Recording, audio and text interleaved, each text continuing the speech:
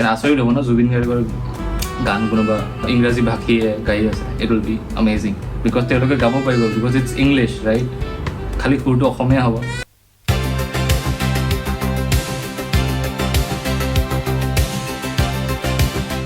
মোৰ পৰিচয় মই ভাৰ্গৱ দাস মোৰ আচল নাম, কিন্তু মোৰ stage name Bhargav Ojapali. Professionally মই এজন এণ্টাৰটেইনমেণ্ট মিডিয়া প্ৰফেচনেল। মই এটা সংবাদ গোষ্ঠীৰ লগত জড়িত দিল্লীত, নয়দাত। মই তাত গ্ৰুপ মেনেজাৰ হিচাপত আছোঁ। মই বিশেষকৈ এডভাৰটাইজিং মিডিয়াত কৰ্মৰত। Recently New York test school of arts, তাত মই এইটো নিউয়ৰ্ক ইউনিভাৰ্চিটিৰ আণ্ডাৰত আহে এইটো কলেজ, তাত মই মিউজিক বিজনেছ তাত শিকিলোঁ প্ৰেক্টিছ কৰিব। তাৰ লগতে মই সৰুৰ পৰা গানৰ লগত জড়িত, মানে মে বি ডাইৰেক্টলি ইনডাইৰেক্টলি, কাৰণ ঘৰত এটা পৰিৱেশ আছিল গান গোৱাৰ। দেউতাই গান গাইছিলে, পিহিয়ে গান গায়, মায়ে নাম কীৰ্তন কৰে, গতিকে এটা পৰিৱেশ আছিলে আৰু যিহেতু বৰপেটাৰ হয়। সকলোৱে জানে music is a universal language, ইয়াত কোনো ভাষা চাষাৰ কথা নাথাকে সাধাৰণতে। কিন্তু কথাটো কেনেকুৱা হয়, যেতিয়া আমি নেটফ্লিক্সত আমাৰ বাহিৰা কণ্টেণ্টবিলাক চাওঁ, আমি অফক'ৰ্ছ যেনেকৈ কোৰিয়ান মুভিজবিলাক চাই খুব হিট হৈছে, তাৰ ভাইবটো গম পাওঁ চাই পিনে, কিন্তু তলত ট্ৰান্সক্ৰিপশ্যন হ'লে বা ট্ৰান্সলেশ্যনটো হ'লে ভাল হয়, বুজিবলৈ আকৌ বেছি ভাল হয়। what I feel, মই কেতিয়াও দেখা নাই এনেকুৱা ইংৰাজী কৰা প্ৰডাকশ্যনক কৰি দিয়া ভাল, আৰু যাতে বাহিৰৰ মানুহখিনিয়ে বুজি পায় গানটোৰ তত্ত্বটো আৰু লিৰিক্সটো। যদিও ৱৰ্ড টু ৱৰ্ড ট্ৰান্সলেশ্যন কৰা অকণমান অসুবিধা, কিন্তু চেষ্টা কৰিছোঁ যিমানখিনি পাৰোঁ যাতে আৰু গ্ল'বেললৈ লৈ যাব পাৰি আমাৰ এনেকুৱা আপুৰুগীয়া সম্পদবোৰ আৰু এনেকুৱা গানবোৰ। মই যিমান পাৰোঁ গানবোৰ কাভাৰ কৰি আছোঁ। আৰু এটা বিশেষ কাৰণ হৈছে, ক'বলৈ বেয়া লাগিছে, বাট আজিকালি বহুত আমাৰ অসমৰে হওক বা অসমীয়া জনা, অসমীয়া কোৱা ল'ৰা ছোৱালীয়ে হয়তো অসমীয়া বুজাত অকণমান টান পায়, বুজি নাপায় কিছু। যেনেকৈ মই সহানুভূতি শব্দটো কওঁ, কিছুমানে হয়তো বুজি নাপাব। মই যিমানবোৰ নতুন চাম দেখিছোঁ, অফক'ৰ্ছ আজিকালি CBSE পঢ়ে বা কৰ্মসূত্ৰে বাহিৰত থাকে, অসমীয়াৰ হয়তো ঘৰত কথা ক'বলৈ নাই বা এনেকুৱা ধৰণৰ বিভিন্ন পৰিস্থিতি হ'ব পাৰে, সময় বদলি আছে।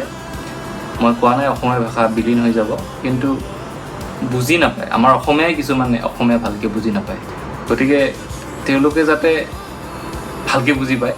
Like I am very practical about it. মই অনেষ্টলি কৈছোঁ, ইয়াক হয়তো মোক এইটো কোৱাৰ হৈ মই গালি খাব পাৰোঁ, বাট সঁচাটো কৈছোঁ, বিটাৰ ট্ৰুথ, যিখিনি নতুন চামে যাতে বুজি পায় তাৰ বাবে। এলং উইথ দ্য প্ৰডাকশ্যন ভাইব, যোনটো নামটোৱে দিছোঁ ৰেট্ৰ' ছিৰিজ, ত' ৰেট্ৰ' ভাইবটো থাকিব লাগিব।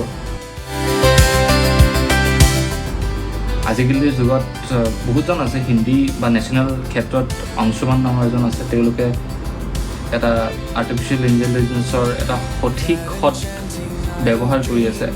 তেওঁলোকে এই চেয়াৰে গানটো ৰেট্ৰ' কৰিছে, সিহঁতে মই দেখিছোঁ। তেওঁলোকে কৃষ্ণাও আছে, RJ কৃষ্ণা।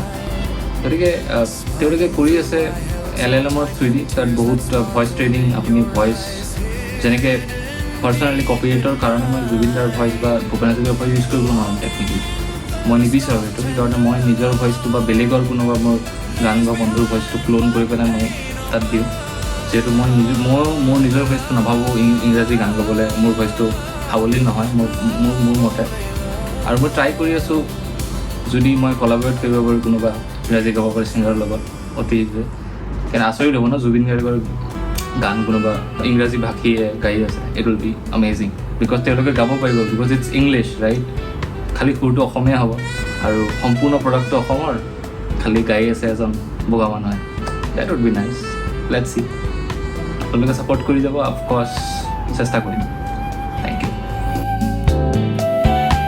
আৰু মই ক'ব লাগিব যে মানুহৰ যিটো ৰেচপঞ্চ, মই প্ৰথমে ভাবিছোঁ কোনে চাব ভূপেন হাজৰিকাৰ গান আজিৰ যুগত, যিহেতু ইনষ্টাগ্ৰামত মই দেখিছোঁ ষ্টেটিষ্টিক্সত খুব ডেকা ল'ৰাবোৰে থাকে ন, ভাবিছোঁ কিয়নো চাব, এনেই দিলোঁ আৰু ভাবিলোঁ। তাৰপিছত যিটো ৰেচপঞ্চ দেখি আছোঁ, আই এম কোৱাইট অভাৰৱেলড। আৰু মই আচৰিত, মই নিজে ডাটা এনালিচিছ কৰোঁ, মই এইটো ডাটা দেখি আচৰিত কৈছোঁ যে এনেকুৱা ধৰণৰ তথ্য সমৃদ্ধ আৰু অতিকৈ পুৰণি কিছুমান বস্তু মানুহে ভাল পাব, মানে এনেকুৱা কৰি ল'ব। Thank you so much, Sound of Assam, for doing this.